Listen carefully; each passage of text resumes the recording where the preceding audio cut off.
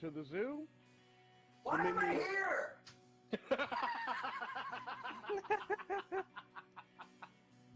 Minions of the Zoo is a lovable ragtag group of misfits that sprang up initially as a fan group to Ranting Monkey, Scribelite, Some Dumb American, and their joint Lords of the Night livestream show. Late night discussions in Discord quickly evolved into streams of their own, with each member bringing something new and different to the table for discussion. Led by the incomparable Reject PPC and the One-Ton Hammer, the group rotates hosts known as Zookeepers. Hello everybody and welcome to Minions of the Zoo. I am your host for this evening, One-Ton Hammer. I will be your zookeeper tonight, Reject. Alright, and welcome to the zoo. I am the Lucky Pop-Tart Inquisitor. Sanguine. Skep Tock. I'm Prospero. Cassie. And I'm Delahazed. Regular streamers, they're known as minions, and special guests are known as traveling exhibits. They're on a nightly basis, so that each show has something unique and fresh for our audience.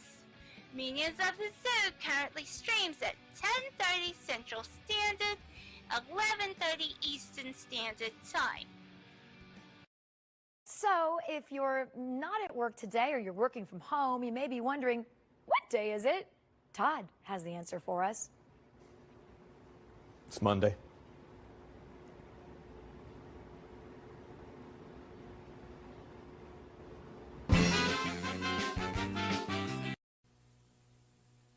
Let's be xenophobic.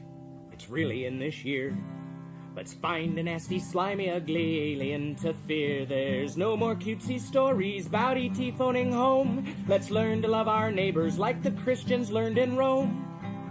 We know we ought to hate them. They're different, you see. We've seen their mean and ugly on movies and TV. The folks that ought to know have told us how it's got to be. The gospel truth is found in scenes from Alien and V. Let's wipe out any life form that seems to be a threat. We'll serve them up a genocide they never will forget. 'Cause if we miss a couple, they'll breed a couple more. And soon we'll all be hating twice as many as before. You see, aliens can never be as good as humankind. A more delightful race than us you'll never ever find. So step aside, you star slime, we're ready for your worst. We know you want to beat us, enslave us and defeat us, oppress us and browbeat us unless we get you first.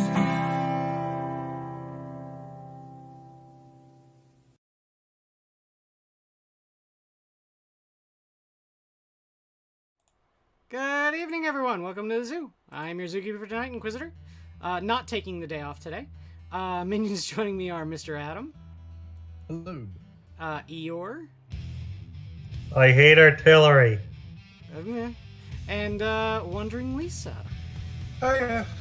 It's been a while since we've had a chat there, Wond'ring Lisa. And how has It has, yes. How are you? I'm doing okay. Lisa. Yeah, I'm doing good. That's good. I'm trying to finish up some Howling Banshees that I noticed a couple of things were wrong with when I was reviewing the models, and I'm deciding to go back and finish a couple of them. Sounds good. I had to pay fucking $4.99 for gas today. Yeah? Yeah. Yeah. Thanks, Biden. I had to fill up the other day as well. It's kind of a nightmare. Yeah. Might as well, or it might be a good idea to actually have the minis in the frame that I'm working on now, wouldn't it? Oh, maybe just a suggestion on that part. Yeah, just a little, There we go.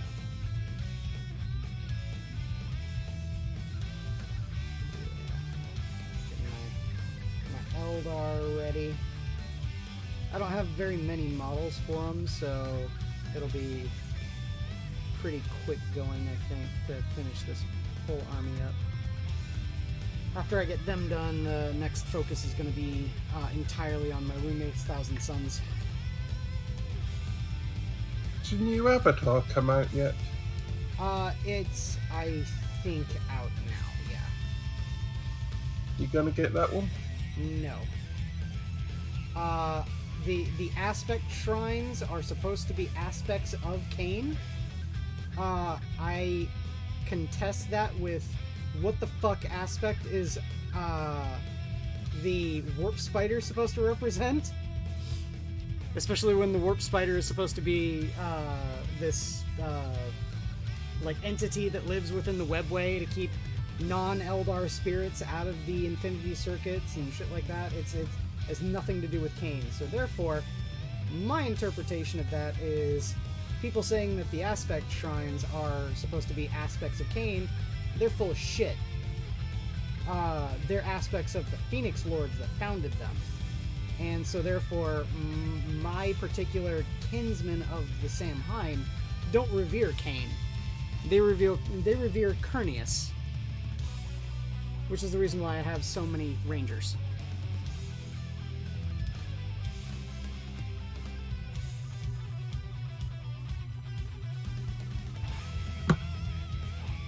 Also, if you read the mythology, Cain's kind of a dick.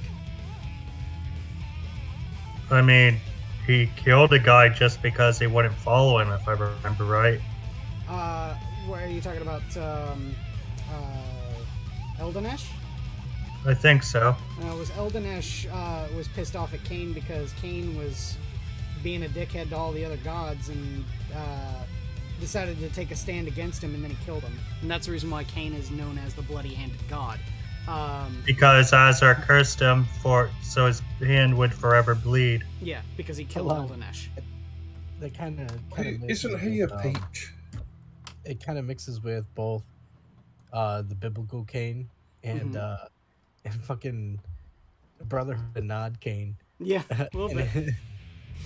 I like the Eldar mythology, Adam, and I think you might dig it kind of too, because like it's this weird sort of mix of Celtic tradition, Norse mythology, and Grecian mythology. It's like this weird kind of mashing together of all of them. Oh, and Roman mythology, because one of the oh no, never mind. Sorry, I got confused about it because I thought that Vulcan was a Norse god, and then I learned that no, I was completely mistaken about it. He's a Roman god. The Roman aspect of Hephaestus. Yes. Which is Roman, Greek, really. Well, the Hephaestus was the Greek, but known as Vulcan, it was Roman. But and that's the Primarch of the Salamanders, Space Marine chapter. But yeah, no, like I said, if you read the mythology of the Eldar, it's this weird sort of eclectic mix of a whole bunch of real-world mythologies.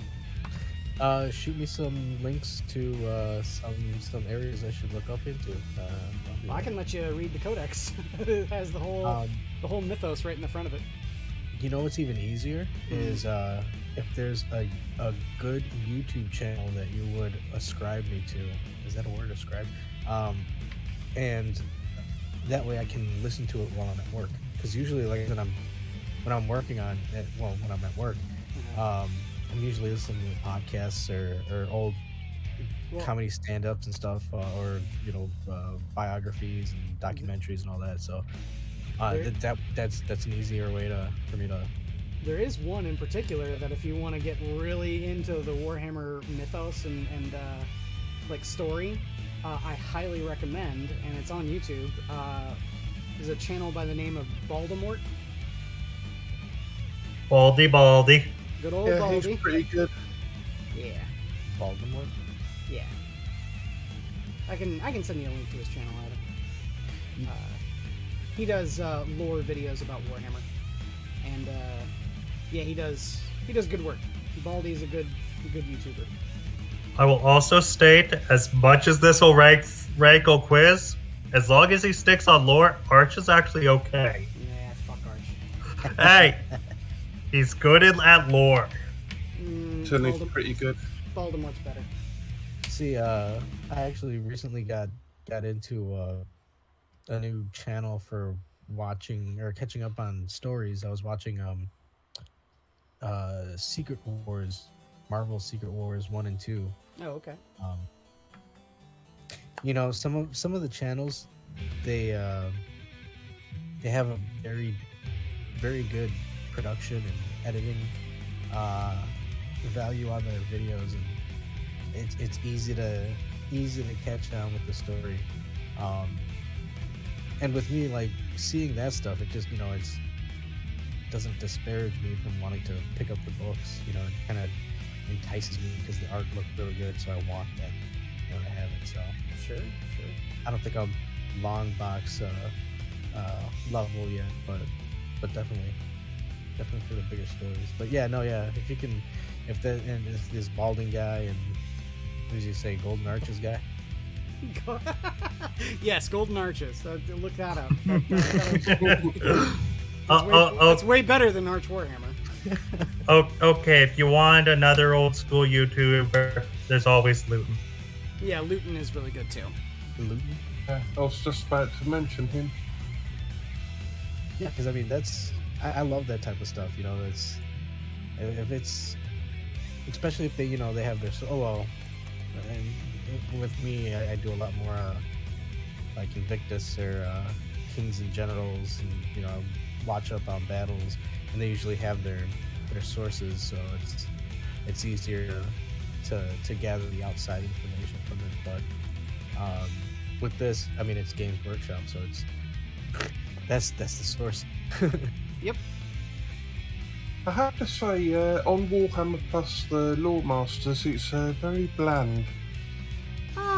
I don't know. I like the way Wade talks, but at the same time, they try to condense extremely, you know, lore-heavy stuff into like a 20-minute video.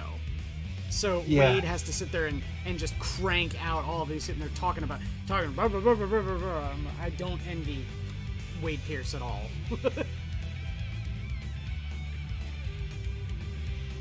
Yeah, if Bud has to condense the Unification War and the progeny of the Primarchs into 20 minutes, can't be done. He did one really interesting one, which kind of made me change my opinion a little bit of Abaddon the Despoiler, because it was an entire video based around Abaddon, and he offers a perspective that not a whole lot of people talk about, especially amongst the people that like to take memes as, you know, legit currency for Warhammer, which is entirely too many. But like that was the one that had me sitting there going like, this is setting the standard, which is funny because it's the very first episode of Lore Masters that they did. But they've yet to live up to that standard for anyone else, I think, other than GoTrek. Their video on GoTrek was really good.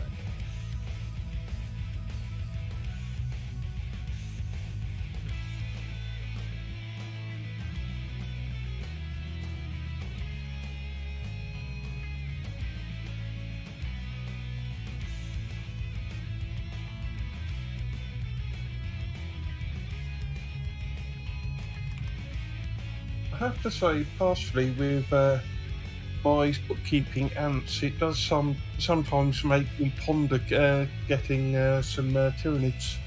Oh yeah. I don't know. I was given a whole Tyranid army, right? Oh wow. When I was going to art school, I got to talking about Warhammer with one of the people I met there, a friend of mine, and he was all like, I got into the game, but then my friends stopped playing it, and now I'm left with an army that I don't really play or want. Here, you can have it. And I I was fed up with Tyranids at the time because literally all of my friends played Tyranids. So whenever I would go to the game store to play a game, I would be playing against Tyranids. So I just kind of gave that army to a friend of mine. Pass it on if you're not going to use it. Yep. Well, the funny thing is that she doesn't even really want to play anymore, so I'm thinking about asking her for those minis back. And then either, I don't know, maybe playing a Tyranid army myself, or I don't know. Oh, I remember the days when I was getting into the game and you were so angry that I had thought about going Tyranid. Man, it's so frustrating, especially when I would go to the store and literally every single person there was playing Tyranids. The only person who didn't was me. And at the time I played either Blood Angels or Sisters of Battle. And you better damn well be sure that all of my Battle Sisters were built specifically to kill Tyranids. And, run wholesale over them. I had immolators with double flamers. The reason why is because back in the day, you had a flame template. And you laid the flame template on top of, whatever you were shooting at. And the Sisters of Battle one in particular is whatever minis that you covered with the flame template, multiply by 2 for the immolator. Wow. And because of that, I was able to sit there and go up to a brood of Gene Stealers, cover 6 models, say, okay, that's 12 auto hits, 3+ to wound, plop, pierces your armor, the entire brood is dead. But my Gene Stealer. Speaking of Gene Stealers, one thing that crossed my mind with the reveal of the Leagues of Votann is there's a certain amount of the design aesthetic that they used on the Gene Stealer cultists that seems to have followed through to the Leagues of Votann, in that they're very based on industrial mining kind of aesthetic. Yeah, they got the those mining helmets on the ones for the squats and Necromunda, which is interesting. They've got it looks like a hard hat with a attached headlight. Yeah, the candle.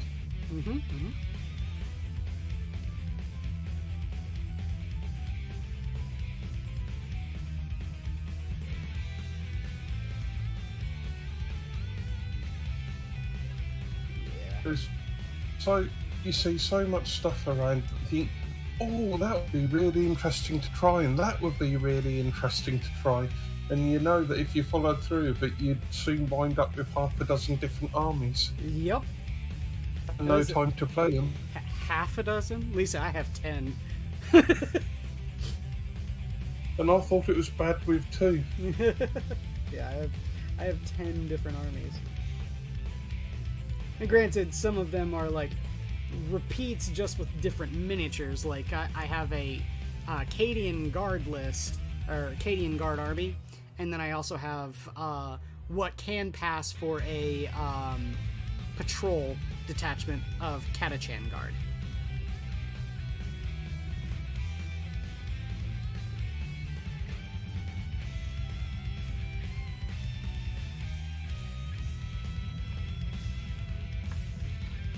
I'm avoiding chaos right now to avoid getting half a dozen armies just in chaos. Well, chaos is interesting because they're the only ones other than the Imperium that can really take all those armies together.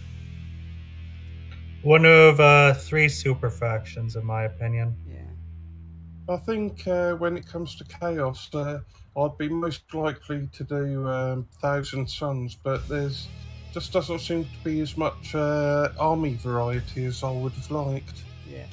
Unfortunately, the Thousand Suns got a little shafted when it came to that. The Death Guard got a shit ton of unique miniatures, whereas all the Thousand Suns got Age of Sigmar stuff. which is cool because it gives you an Age of Sigmar army if you have enough Zangors and Zangor Enlightened and Zangor Shamans and so on and so forth. But at the same time, you know, it's not unique. Not like the Death Guard. And now they've actually come out and announced Codex World Eaters, so... Yes, that should be interesting. It means there's one mini I know of that's going to be revealed. That Oh, obviously Angron. obviously an Angron mini. And an updated Karn. I am 100% certain of that. Well, it's funny, because I've got, right over here, I've got a Karn Betrayer right here.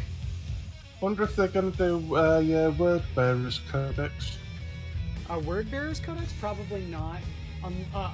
Unless they do a, Supplement? Like a supplement like they did for Imperial Fists, Salamanders, White Scars, Ultramarines, all that. The Codex compliant chapters is what they're... The easy way to separate them from everyone else. I don't know, the Word Bearers start the whole heresy off and they don't even get a codex. Yeah, I know. I'll say, I like the way the Word Bearers used to be back in 3rd edition. You used to be able to take all of the gods, demons, troop choices as troop choices in your Chaos Space Marine army. In some respects, a Word Bearers army could actually be quite a good dark reflection of the Sisters. Yeah, and I say it would be interesting because the Sisters have multiple ways of getting the same sort of mechanic that chaplains have. You know, you have the Canoness, which has not that. She has the miracle that you spend points to get, and then you spend a miracle die to get the secondary effect. But the Dogmata, the Missionaries, and... is that it? I think that's it. Get that. And so you can load down on a shit ton of litany-like abilities with the Battle Sisters. Yeah. And of course, the thing that started the Sisters off, the Lectitio Divinitatis. I'd love if they did that. Who wrote that? Yeah, let's say that was in the 2nd edition. The Fraternis Militia was what it was. That was in the 2nd edition Codex, but they decided to not have it persist, and they wrote the whole decree passive thing. But I'd like to see them do that too, the Fraternis Militia. Yeah, I just think it's quite amusing that Lorgar is the one who wrote the Lectitio Divinitatis. Mm-hmm. Which is the basis of all Imperial faith, which is ironic because that's the antithesis of chaos. It's what's used to banish demons. And it's the exact thing that Lorgar was complaining about. Mm-hmm. And so, yeah, you kind of set yourself up for failure there, Lorgar. And it's exactly the thing that got his legion punished. Mm-hmm. The whole Monarchia thing. Oh.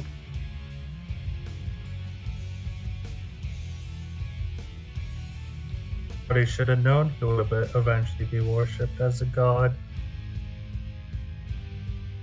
Well, he didn't want to win against chaos that way. That was the problem.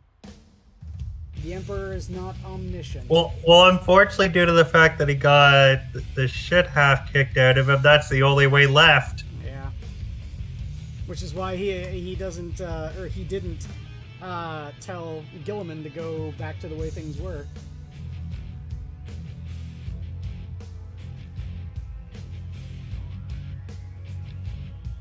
When Gilliman came back. You guys think that there's going to be a new Loyalist Primarch reveal? I hope so. Possibly. but if I were to take a wild guess, I'd probably say lion. I would like to see the lion come back. Personally, if I were to bet on anyone, it would probably be the Khan. Or Rogel. Or Rogel. Or Rogel Dorn, yep. Can you imagine the state of the Imperium if Rogel Dorn came back to bitch slap Guilliman? He'd be too busy shoring up the defenses to deal with Guilliman. You know what I think would happen is that he and Guilliman would get in a fight, and he would go off to be to shore up the defenses of the Imperium Nihilus, and Dante would be glad to hand it over to Guilliman or to Dorn. Is there an event kind of like E3 for this for Warhammer? Oh yeah. In fact, it actually happened just a little while ago. It's called Warhammer World. Be interesting if there was something along the lines of a second heresy and the Imperium split down the middle and turned into two factions for the game. I was gonna say there kind of was that happened, at least in the history, with the Age of Strife. Goj Van Dyer kind of accomplished that. Yes. Good old Strife. You mean apostasy? Yeah. That too. But yeah, he accomplished that goal. So. Would be interesting. I don't know how it would happen, but if the Space Wings actually split in along like Firstborn and Primaris lines, I'd be okay and just with sort of that. separate them into two different forces. I would be okay with that, and I would go Firstborn all the fucking way. Well, I think in a way the Firstborn really do get overshadowed badly. Especially now. All I gotta say is, like, the people that actually win games are the people that take a mix of Primaris and Firstborn. They're not the people that sit there and go Primaris only. They lose. They lose badly. Because it's really easy to counter them. Yeah. With the reveal of the Horus Heresy miniatures with the new Mark 6s and so on, those models do seem to be proportioned a lot better than the old Firstborns, so it would be nice if they actually went back and redid some of the Firstborn kits for 40k. I agree. And just redo them, better proportions and so on. I'd even be okay with them doing, like, you know, everyone says monopose, but it's not really monopose. It's fixed pose is what it's called. And I'd be okay with them even doing fixed pose for that, because their sculpting has gotten so much better than it was you know, back in the day. So fixed pose is not a dirty word anymore. Yeah. I mean, with these multi-part but fixed pose models, it's actually not that difficult to actually repose them and alter them so they're not standard, which is what I do with a lot of my miniatures these days.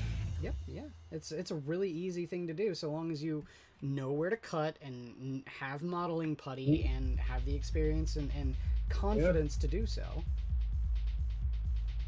I mean, when monopose was a bad thing, it's with Finecast and back when the models were metal, and that was much harder. And the poses were essentially flat. Yeah. If you look at all of my old Battle Sisters, I'd like to think that I did the sculpt justice. You know, I know that the flaws are there. It's fine because I painted them well, or at least I'd like to think I painted them well. So, there are ways around that even with the pewter minis, but yeah, that was probably the most difficult thing about the pewter minis was the fact that, you know, sometimes the mini wasn't really thought out too well when it came to how like they're holding their gun across their chest. All my fire dragons are that way too.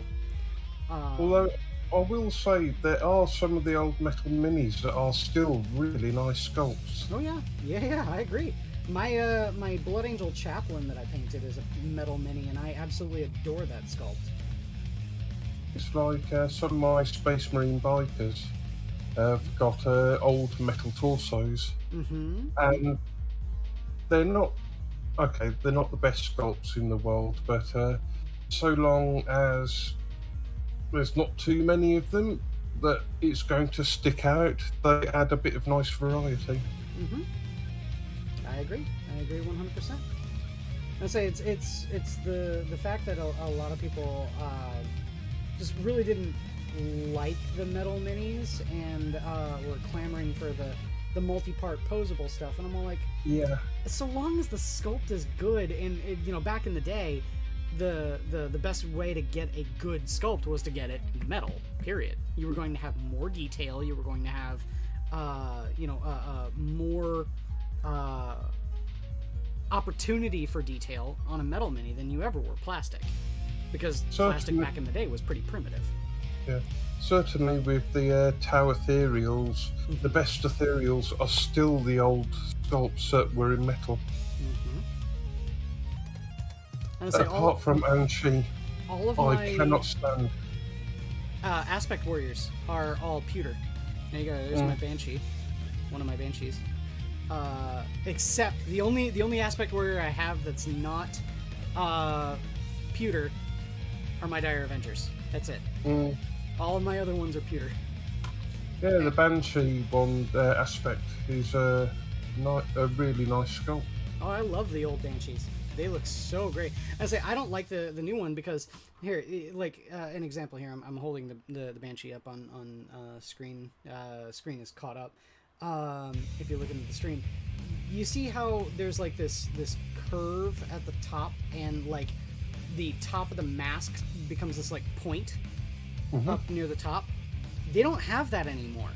The new Banshee masks are just kind of like a cone at the top here. They don't come to an arrowhead point at the top, which has me sitting there going like, well, that's not even the same as the old Banshees at all. I like the old Banshee helms better. Definitely. Why would they change that? It's just new aesthetics. They change the look of the model and, you know, set a new standard. They do that sometimes, but almost all of the other features of the model are going to be the same. Been thinking about my Tau Staff Suit teams because I've got those the metal minis of the XV15s, and I think I'm going to start arranging teams. So it's XV25 as the team leader. Okay. And then the other, subordinates all being XV15s. What? That's the way that they organized it in the Exodite cartoon. Yeah, yeah, that's what made me think. That's what made me think of it. And it looks really good. I think it looks good. Yeah, they all look good together. Or even just having mixed units of the different armor types, not necessarily just the 25 being the leader.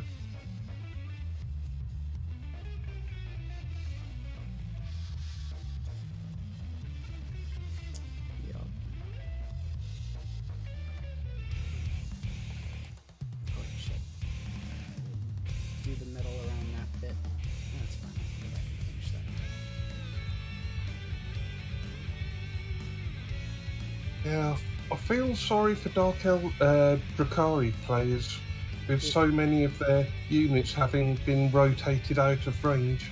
Yeah, it's funny. I got a buddy of mine for Christmas. I went to our local game store, our not Games Workshop game store, right? And they every now and then have really old, still in blister, pewter minis. and I found it was part of the early, because I believe the Dark Eldar actually got a codex revision in 3rd edition. She was part of the first, like prior to revision, Dark Eldar book, and she was the only female Archon. And her mini got like almost immediately rotated out. They axed her as a character and all sorts of stuff like that. Not like Nuadu Fireheart for Sam Hine, who just got only lore and a entry in the 3rd edition Eldar Codex and said, make your own Nuadu Fireheart. Not like that, but she actually got a mini, but then they just completely axed her. They removed her entirely from the Codex, just down the memory hole she went. But they had her mini there, and I bought it for him. I'm all like, I guarantee you this is a mini you don't own, my guy. So that shop occasionally manages to find these the old metal blisters. Mm-hmm. Wow. Yeah, last time I was there, they had a whole bunch of old Tyranid Raveners and a couple of the Gargoyles, since the Gargoyles were also pewter minis back in the day. Nice. Don't know of anywhere in the UK that is able to find those, or that has those sort of finds. Yeah, it's kind of weird. Chicago has stores like that that'll, just have something crazy and weird like that just pop up one day. But with all more lax commercial laws, that's the reason why. But with all the various sort of local game stores that come and gone over the years, there's got to be warehouses around from where a store has gone bankrupt or what have you, and stock has been sold off. And there's got to be warehouses around where there's loads of old Metal Games Workshop minis and stuff. Oh, yeah, I just guarantee in it. boxes stashed away. Well, there was that, going to something that Adam might be able to want to contribute. There was, I believe it was in San Francisco, a shipping container that was cracked open one day. I can't remember exactly what the circumstances were for them wanting to look into this thing, but they looked inside of it, and it was just filled to the brim with Virtual Boys. Oh, wow. So Virtual Boys just flooded the market dirt cheap. Still in box and everything, too. That reminds there was me, there was a number of years ago, but yeah. Oh, damn it. There was a beach, I can't remember where it was. Hang on, let me... Are you talking about the Garfield phone thing? Yes. Yeah, I love that. That's a good story. And Wait, eventually, what happened with the Garfield phone? Oh, I'll let Lisa tell it. Yeah, there's this beach. I'll see if I can find out where it was.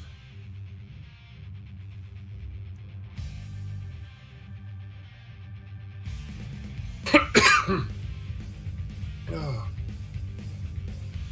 Let's see. Yeah, started in the 1980s. Bright orange fragments of Garfield novelty phones were spotted washing up on a stretch of coastline in Brittany, in France, and then occasionally bits would wash up over the past 30 years or so, and eventually they discovered there was an old shipping container that had obviously fallen overboard from a container ship and was sort of down there trapped, and eventually cracked open, and the tide was just washing out bits of these old Garfield phones. God, that's crazy.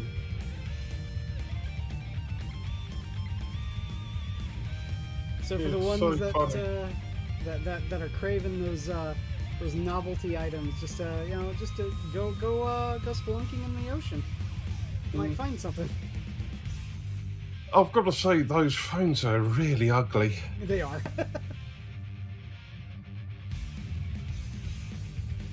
I don't know what movie it was, but I found this one GIF. It's amazing. It's from a movie in the 70s, like late 70s, where it's got this guy, like, he looks like he's wearing children's pajamas, but it's an old man because he's got like a big old like white mustache, and he picks up a Garfield phone, holds it up to his ear and stuff like that, and the caption, and you read his lips, he says "Go fuck yourself," and then hangs up the Garfield phone, and I just love the juxtaposition of it.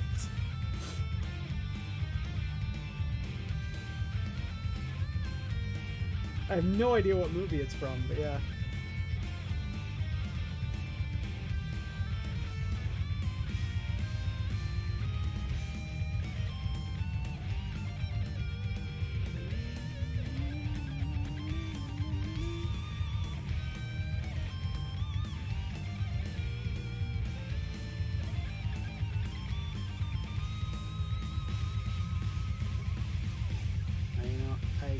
Fuck this up. I forgot to do the wash on everything before adding the green. Ah, crap. That's fine. If it kills the luster on the green, I can go back over it.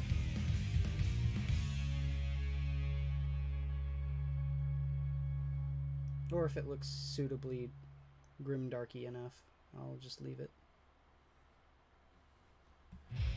That's my whole thing. Like, I'm sure people have noticed I have a sort of style when it comes to me painting my minis, where I like to go with high values and go down with the value.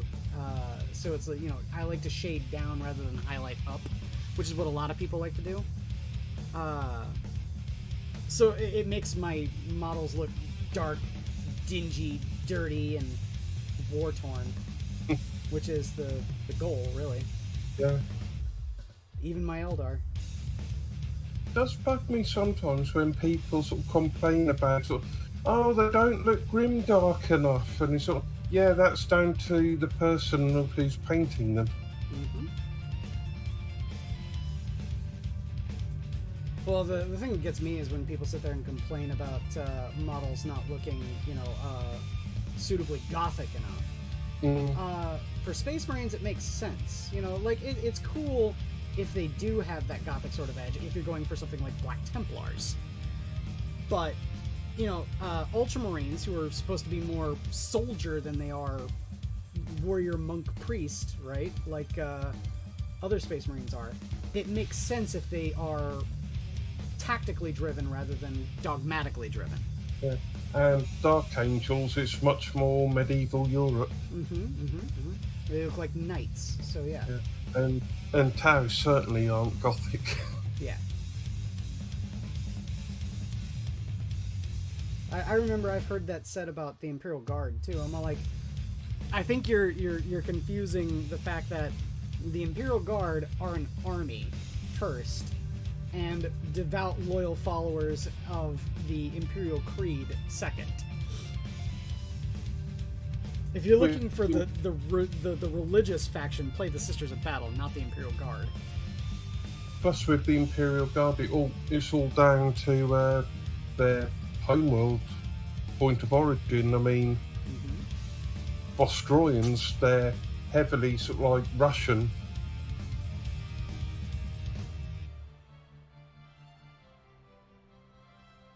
I always got much more of a Prussian vibe than Russian.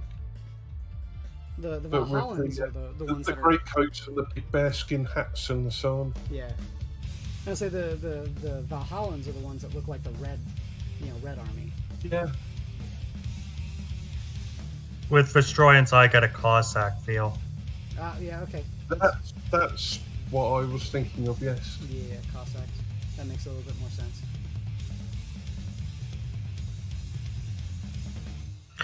And to speak to people complaining about other people's models and armies, did you spend hundreds of dollars on them? Stop complaining then. That's a really good point. So they're not your models, dude. I have to say, if Rough Riders come back for the Imperial Guard, if I ever do Vostroyans, which I am still half tempted to do, I would have them on bears. Yeah, that would be good. Yeah, for me, if they do bring back Rough Riders, I might go through with my original idea, which was to convert up the jackals from the cultists. Gene Stealer cults. Yeah. For my Cadians. Because I do love me some idea of Cadians on dirt bikes, just running up and blasting people in the face with their las guns. I'd say, going back to the Leagues of Votan, so many sort of kit bash and conversion ideas. Oh yeah. I was looking at the hover trike that they put out there, and like I said, the very first thing I thought of when they announced the Leagues of Votan was I was all like, I want to see what their vehicles look like, because, and then I posted the meme of an orc with sunglasses on going, I'd loot that.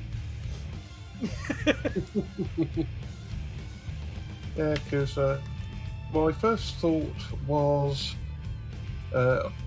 probably obviously mixing up with some Tau aesthetic. You know, see, that's one thing I kind of want to see them do with like the Leagues of Votan. They have the perfect opportunity to do something like this, where they give you the ability to like spend a CP or something like that, and give them a wild card keyword.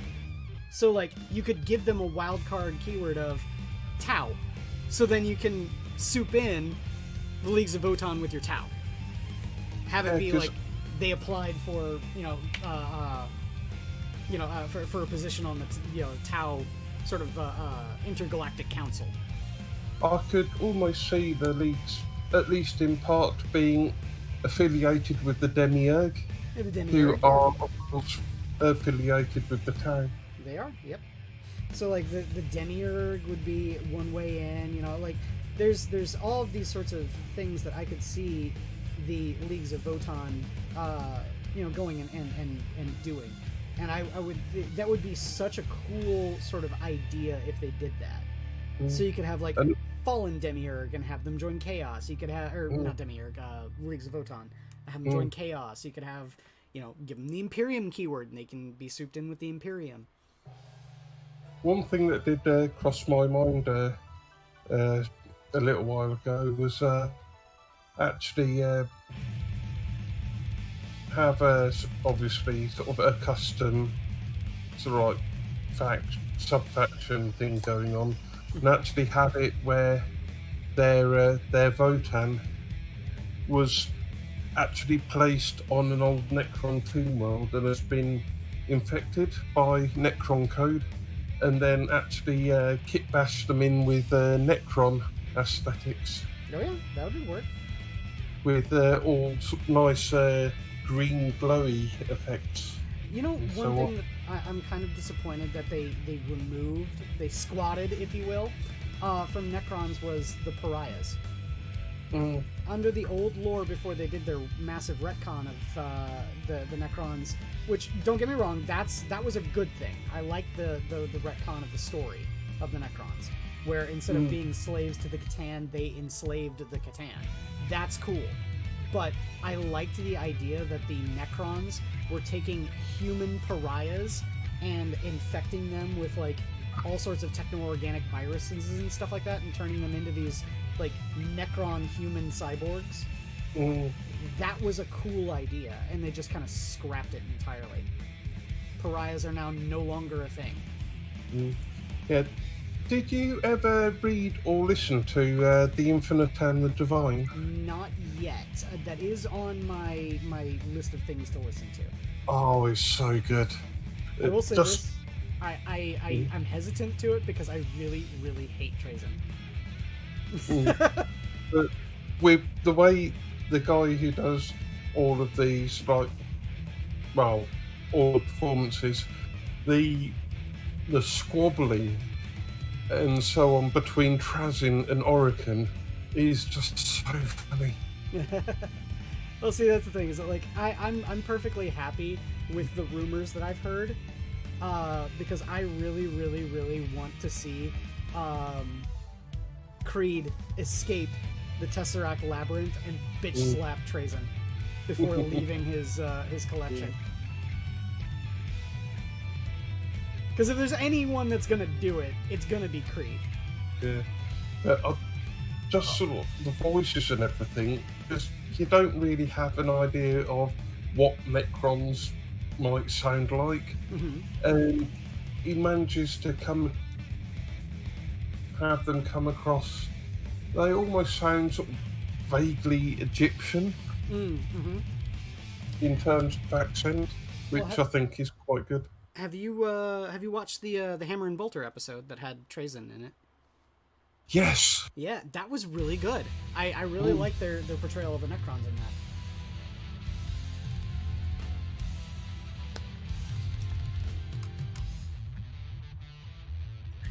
We've already had this conversation, Quiz. If Creed can get out, there's a few other things in that collection that can get out, and Tyranids ain't smart enough. give them enough time, dude. But they're good at adapting, and they're kind of stuck in a stasis labyrinth. One thing I do like with Trazyn is, as evidenced with the fall of Cadia, he's not above actually dipping into his collection to help out if it helps him actually get something he wants. I'll say this about Trazyn, though. I love the idea that Trazyn has tried twice to steal Dawnbreaker from the Salamanders and has failed twice.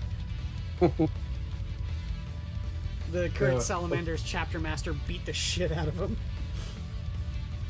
Yeah, also quite like, well, I haven't actually read or listened to the book, but the bits, the various sort of snippets that I've read of Trazyn dealing with the Belisarius call. Yeah, I've heard about that. Well, they had a whole bunch of that kind of stuff in Battlefleet Gothic 2. There's a whole bunch of cutscenes with it.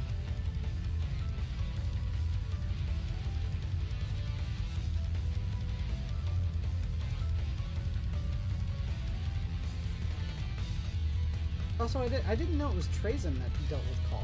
I thought it was another Necron Overlord. No, it's Trazyn that helped him get the Blackstone towers, pylons, or what have you.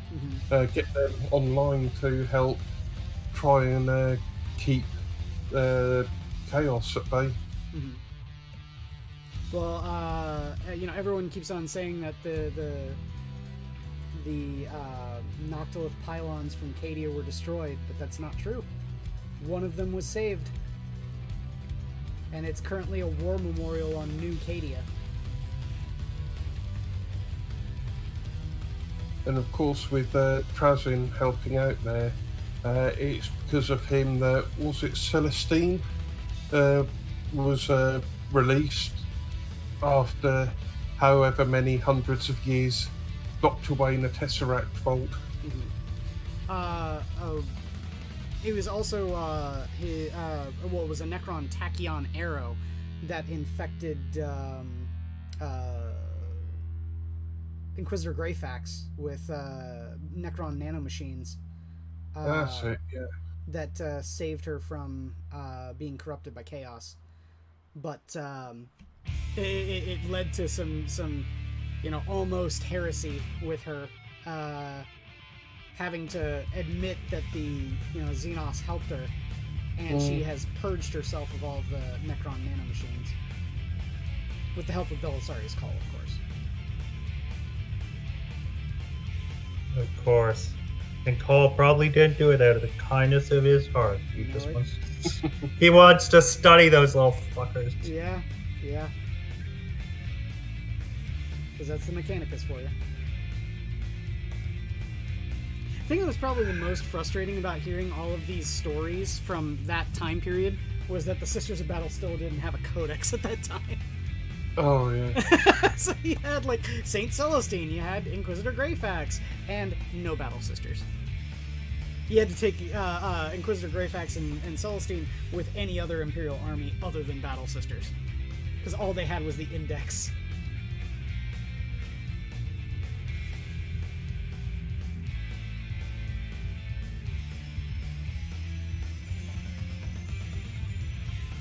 Ironically, this right here is the first Guardian I ever attempted to paint, and he's one of near the last to be completed. But he was my experiment model, and I think they came out pretty good. I like the way my Guardians look. Yeah. One thing I'm wondering about is with the reveal of the latest Kill Team box with the Traitor Guardsman, I wonder if when the new Guard Codex comes out, whether it's all going to be in that, or whether they're actually going to put out a Traitor Guard Codex and a Loyalist Guard Codex. I would sincerely hope that they come out with a whole separate codex just for Chaos. Yeah. Because I don't want to see them cram Chaos Guard into regular Guard. It's going to do a disservice to Chaos Guard and all sorts of stuff like that. I personally do want them to make a Renegade Guard army and put out bits for it. The problem is that they did that once. I can't remember the name of it now. I think it was called, like... Traitors and Heretics. It was a Forge World range. Was it? Well, no, they had like an official GW Codex. I think it was in 7th edition. Was that Lost in the Damned or something? Or Legion of the Damned? Well, no, I think it was Lost in the Damned. I think you were right the first time, because Legion of the Damned is the Space Marine Ghosts. Oh, yes, of course.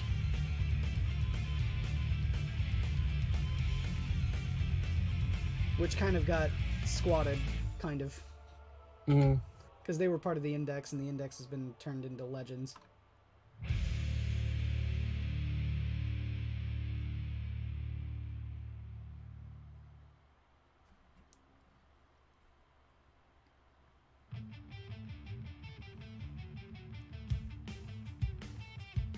I also saw Kokinoe there said, what do you say? I hear Tyranids and I just think like giant fucking humanoid bug aliens. You're not wrong.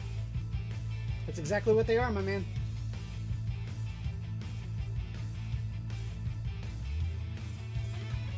And say if you want to know what they look like and all that kind of stuff, look up the Space Marine 2 trailer.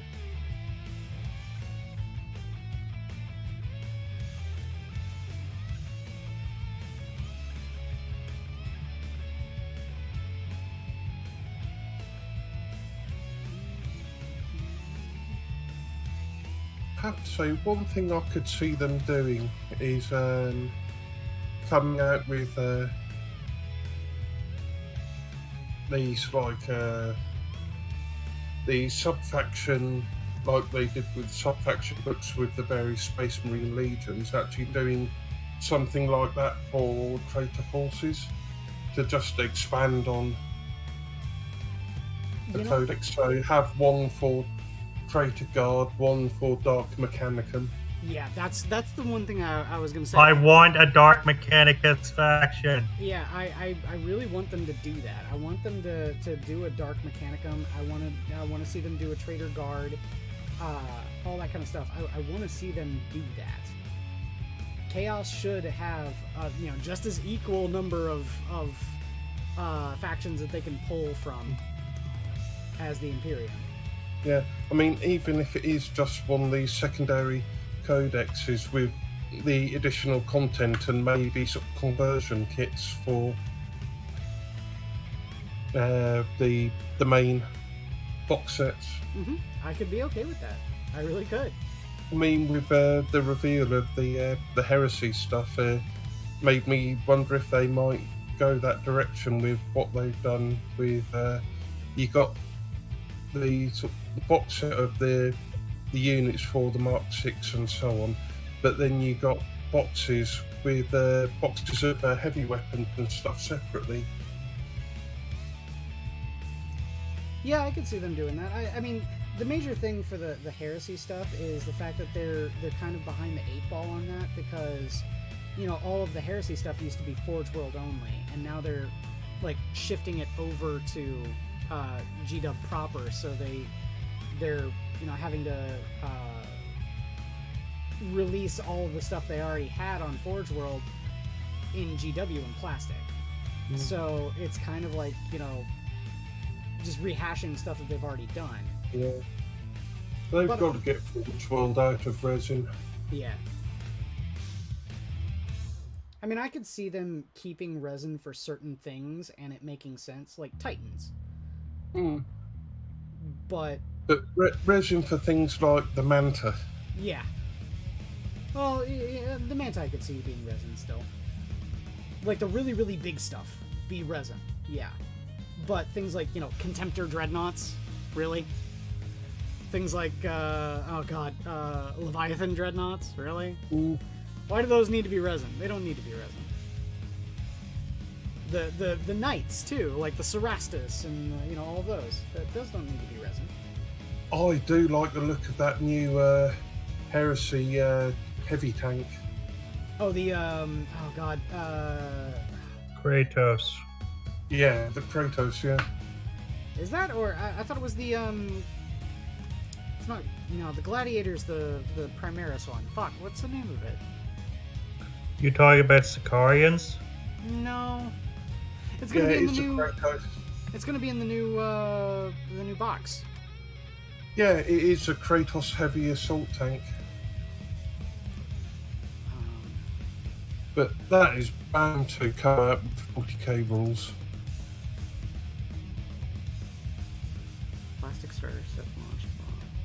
But it does look a lot like the pattern of the Sicko water thing. Spartan. That's the name of it. It's a Spartan. Spartan battle tank. Oh, they're doing a plastic Spartan? Yeah. It's going to be part of the new launch box.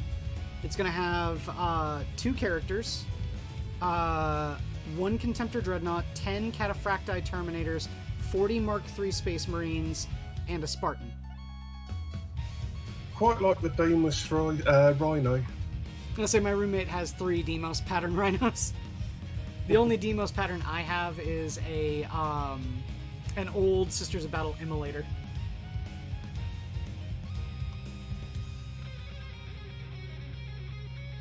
But I still want my plasma blast gun in the guard. I say right here. I even have his Deimos pattern rhino here, fully primed. This is his old Deimos pattern rhino, but it is, as you can see, chaosified.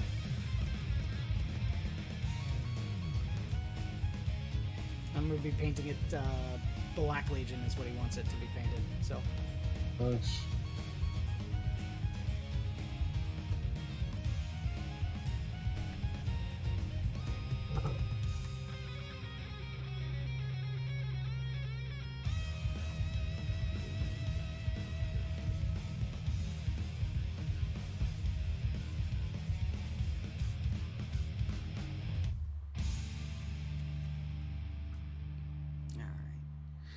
Well, guys, you know what? It's 9:30. I think it's about time we maybe close up the shop here. We've been going for a little bit over an hour, I think. Yeah. Yeah, probably about time I'm off to bed as well. Yeah. I'm going to say, you being in the UK, it's probably really late for you. 3:30 in the morning. Oh, jeez. And get some sleep. Get some sleep. We've been your Minions of the Zoo. Thank you all for coming out. Be sure to watch tomorrow where Skep Tock is the host. And yeah, take care, everyone. The zoo is closed. Good night, everyone. Night.